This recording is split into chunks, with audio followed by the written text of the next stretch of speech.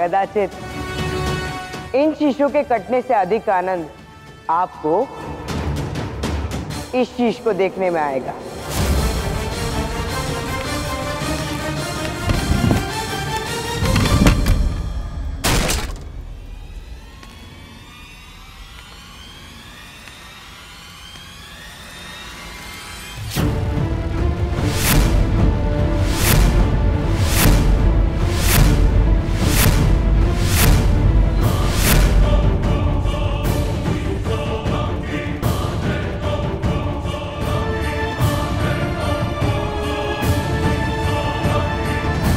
कौन हो तुम?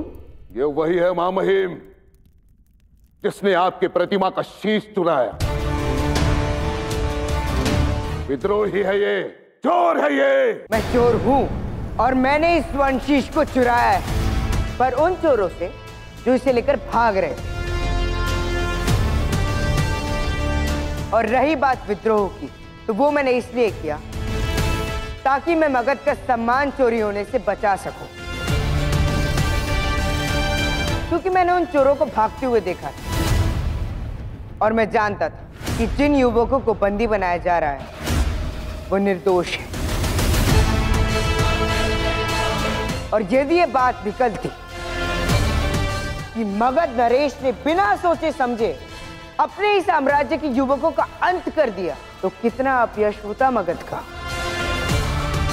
और ये मैं सह नहीं सकता था।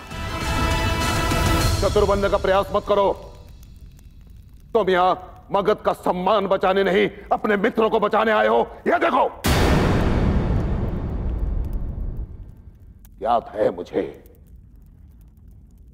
बड़ी मनोरंजक बातें करते हैं आप आमात्य। अभी आपने मुझे चतुर कहा और अब मूर्ख सिद्ध कर दिया। अब आप ही बताइए, कौन चतुर होगा जो केवल अपने मित्रों की सहायता के लिए अपने प्राण संकट में डालेगा? मगध का द्वार पक्षी जानता है कि अपराध करने के पश्चात सम्राट धनानंद के समक्ष आना अर्थात मृत्यु को निमंत्रण देना है। अब आप ही बताइए, कोई भी चतुर ऐसा कार्य क्यों करेगा? मैं यहां मगध का एक अच्छा नागरिक होने के नाते आया, क्योंकि मैं जानता था कि इस स्वर्ण शीश के लिए बहुत से शीश संदेह की बलि चढ़ सकते हैं। कहानी बहुत अच्छी है, पर इसका दूसरा छोर भी है बालक।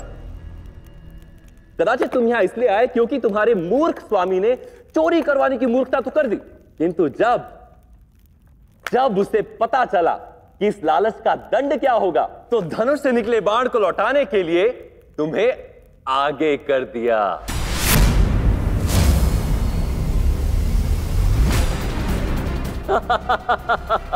कदाचित उसे ज्ञात भी ना हो कि उसने क्या चुराया,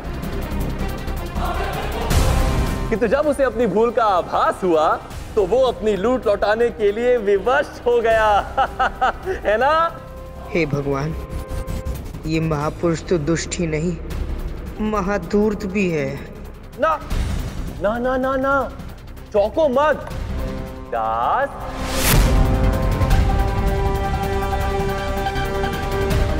पांव में पड़ी बेड़ी बहुत कुछ स्पष्ट कर देती है।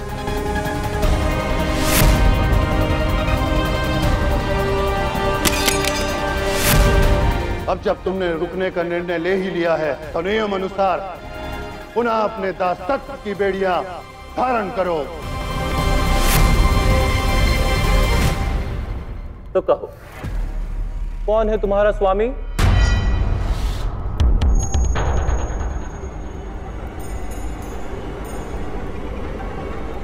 मेरे स्वामी? अगर मेरा नाम सम्राट धनानंद के समक्ष आया तो तुम्हें तुम्हारी मां का पता कभी नहीं चलेगा। उत्तर दो, कौन क्यों हो? बोलो, कौन है तुम्हारा स्वामी? मेरे स्वामी निर्दोष है और मैं भी। हमने इस स्वर्ण शीश की चोरी नहीं की है। तुम्हारा यहाँ अपने मित्रों के लिए आना अपने स्वामी की रक्षा का प्रयास करना निश्चित ही साहसिक कार्य है, किंतु अब तुम्हारे ये तर्क मुझे क्रुद्ध कर रहे हैं। हत्या कर दो इसकी।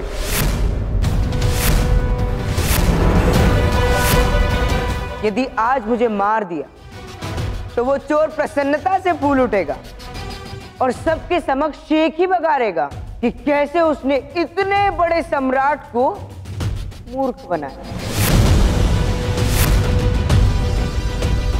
इस किस्से को स्मरण करके वो स्वयं भी हंसेगा और संसार को भी हंसाएगा। तुम कहना चाहते हो कि चोर तुम नहीं तो कौन है? चोर वो नहीं जिसके हाथ चोरी करते, चोर वो होता है जो अपने मस्तिष्क से योजना बनाता है और उस मस्तिष्क का स्वामी इसी सभा में उपस्थित है, राजकीय आदर सम्मान के साथ।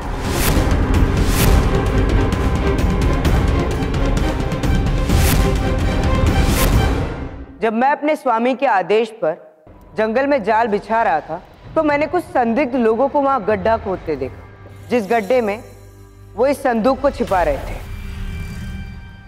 जब मैंने उन्हें ललकारा तो वहां से भाग गए।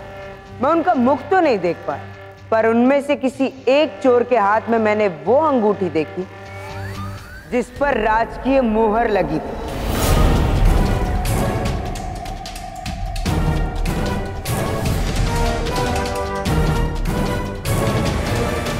मूर्ख!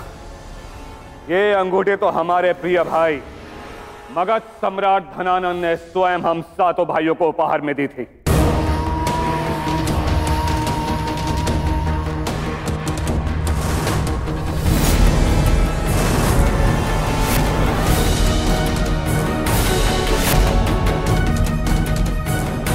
इनके अतिरिक्त किसी और अंगूठी का कोई अस्तित्व नहीं।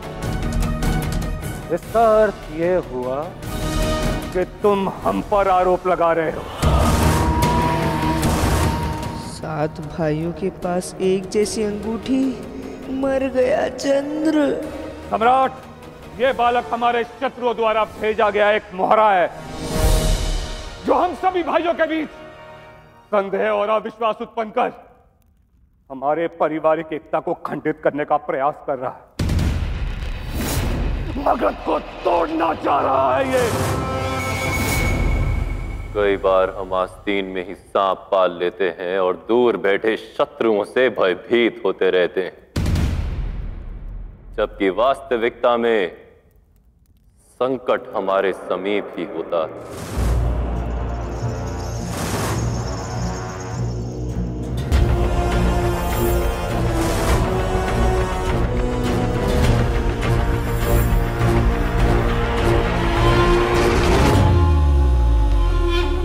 तो यदि तुम जीवित रहना चाहते हो बालक, तो बता दो कि दोषी कौन, वो भी प्रमाण के साथ। प्रमाण? अवश्य मिलेगा प्रमाण, किंतु पहले मेरे हाथ तो मुक्त कीजिए सम्राट। खूर तो ऐसे रहा है जैसे प्रमाण नहीं दिया तो मुझे कच्चा खा जाएगा। उफ, ये भालू है ये सम्राट।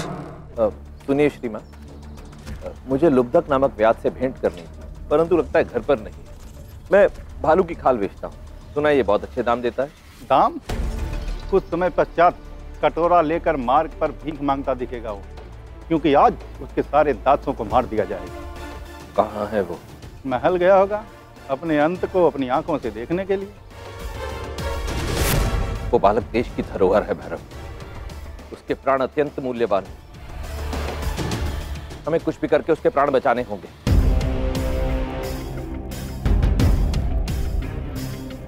मिल गया। इस स्वर्ण शीश को चुराने वाले ने शीघ्रता में अपनी वस्तु इस संदूक में छोड़ दी थी। अब ये वस्तु सम्राट को स्पष्ट कर देगी कि कौन है वो अपराधी। कौन है इन भाइयों में से वो विश्वासघाती भाई?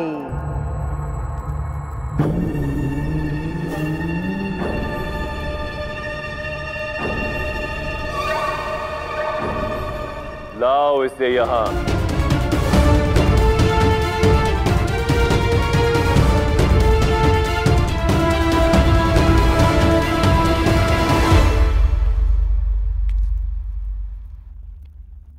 झूठ बोल रहा है ये।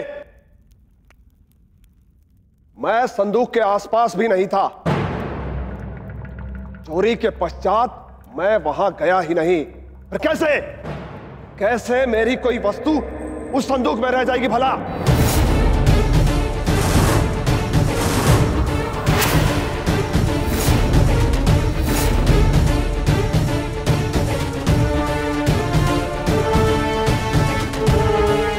ये थी वो वस्तु महाराज, तिनका।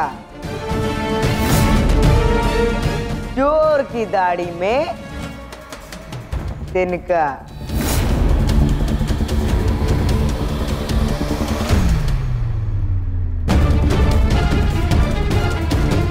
अब अपराधी आपके समक्ष है सम्राट, और अपना अपराध स्वीकार कर चुका है।